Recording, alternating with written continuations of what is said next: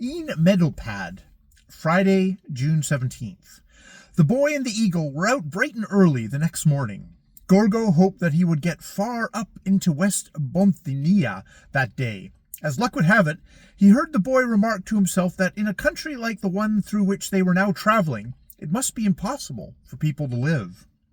The land which spread below them was southern Mdlpd. When the eagle heard the boy's remark, he replied, "Up here, they have forests for fields." The boy thought of the contrast between the light, golden-rye fields with their delicate blades that spring up in one summer, and the dark spruce forest with its solid trees which took many years to ripen for harvest. "One who has to get his livelihood from such a field must have a great deal of patience," he observed.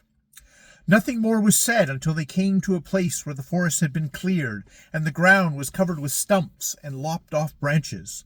As they flew over this ground, the eagle heard the boy mutter to himself that it was a mighty ugly and poverty-stricken place. "This field was cleared last winter," said the eagle. The boy thought the harvesters at home, who rode on their reaping machines on fine summer mornings, and in a short time mowed a large field. But the forest field was harvested in winter. The lumbermen went out in the wilderness when the snow was deep and the cold most severe. It was tedious work to fell even one tree, and to hew down a forest such as this must have been out in the open many weeks.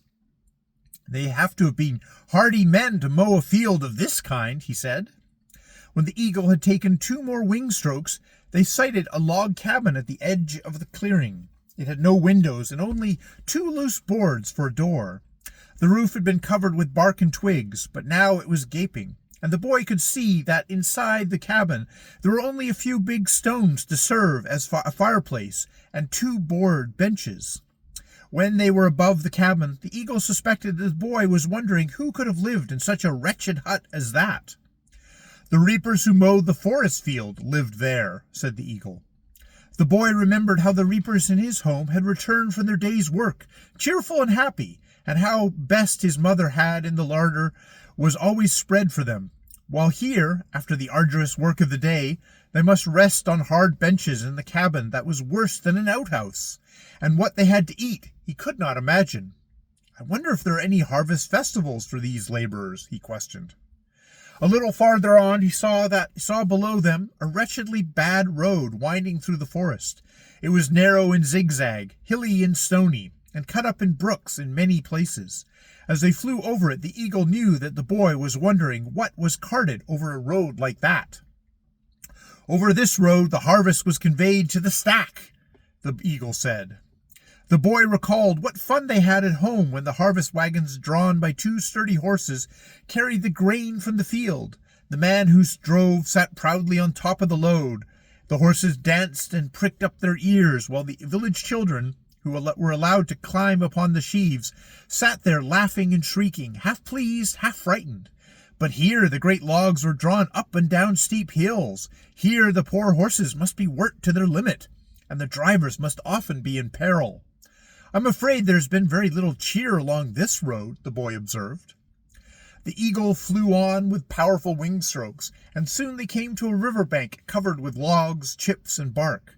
The eagle perceived that the boy wondered why it looked so littered up down there. "Here the harvest has been stacked," the eagle told him. The boy thought of how the grain stacks in his part of the country were piled up close to the farms, as if they were the greatest ornaments, while here the harvest was borne to a desolate river strand and left there. "I wonder if anyone out in this wilderness counts his stacks and compares them with his neighbors," he asked. A little later they came to Hlsnglnd, a river which glides through the broad valley. Immediately everything was so changed that they might well think they had come to another country. The dark spruce forest had stopped on the inclines above the valley, and the slopes were clad in light-stemmed birches and aspens. The valley was so broad that in many places the river widened into lakes. Along the shores lay a large, flourishing town. As they soared above the valley, the eagle realized that the boy was wondering if the fields and meadows here could provide a livelihood for so many people. "Here live the reapers who mow the forest fields," said the eagle.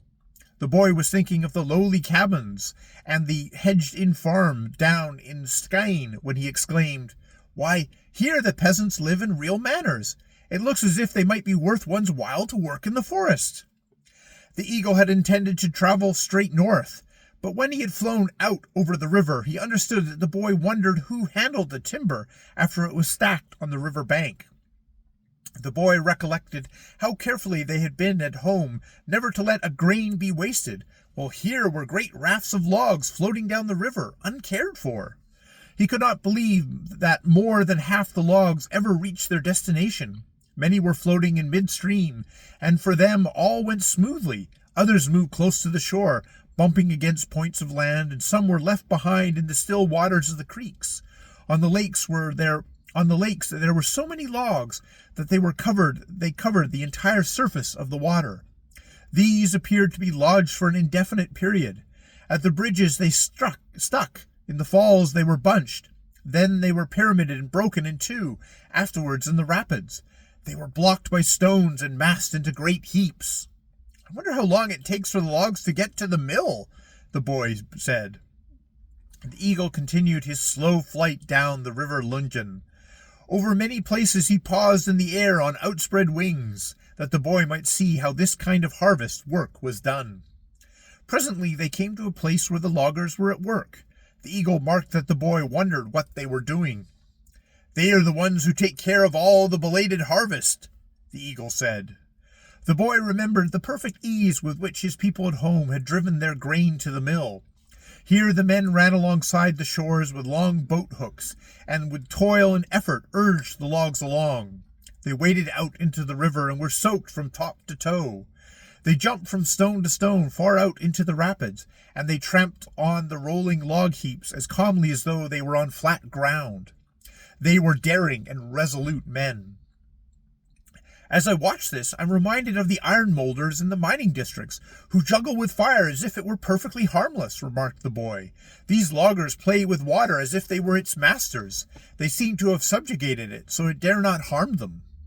Gradually they neared the mouth of the river, and the Mdlpd Bay was beyond them. Gorgo flew no farther straight ahead, but went northward along the coast. Before they had traveled very far, they saw a lumber camp as large as a small city. While the eagle circled back and forth above it, he heard the boy remark that this place looked interesting. "Here you have the great lumber camp called Svartvik," the eagle said. The boy thought of the mill at home, which stood peacefully embedded in foliage, and moved its wings very slowly. This mill, where they grind the forest harvest, stood on the water. The mill pond was crowded with logs. One by one the helpers seized them with their cant hooks, crowded them into chutes, and hurried them along to the whirling saws. What happened to the logs inside, the boy could not see, but he heard loud buzzing and roaring, and from the other end of the house small cars ran out, loaded with white planks. The cars ran on shining tracks down to the lumberyard, where the planks were piled in rows, forming streets, like blocks of houses in the city. In one place they were building new piles. In another they were pulling down old ones. These were carried aboard two large vessels which lay waiting for cargo.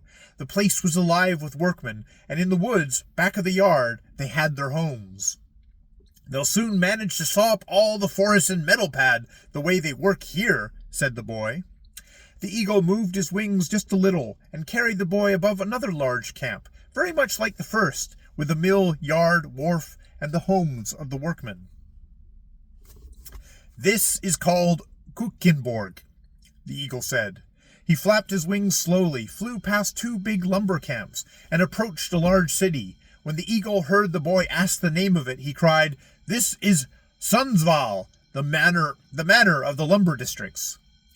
The boy remembered the cities of Skane, which looked so old and grey and solemn, while here in the bleak north the city of Hlsnglnd faced a beautiful bay, and looked young and happy and beaming. There was something odd about the city when one saw it from above, for in the middle stood a cluster of tall stone structures which looked so imposing that their match was hardly to be found in Stockholm. Around the stone buildings there was a large open space. Then came a wreath of frame houses, which looked pretty and cozy in their little gardens, but they seemed to be conscious of the fact that they were very much poorer than the stone houses and dared not venture into their neighborhood. "This must be both a wealthy and powerful city," remarked the boy. "Can it be possible that the poor forest soil is the source of all this?" The eagle flapped his wings again and went over to Hlsnglnd, which lies opposite Sundsvall. The boy was greatly surprised to see all the sawmills that decked the shores. On Hlsnglnd they stood, one next to another, and on the mainland opposite were mill upon mill, lumber yard upon lumber yard. He counted 40 at least, but he believed there were many more. "How wonderful it all looks from up here," he marveled. "So much life and activity. I've not seen any place save this on the whole trip. It is a great country we have. Wherever I go, there is always something new for people to live upon."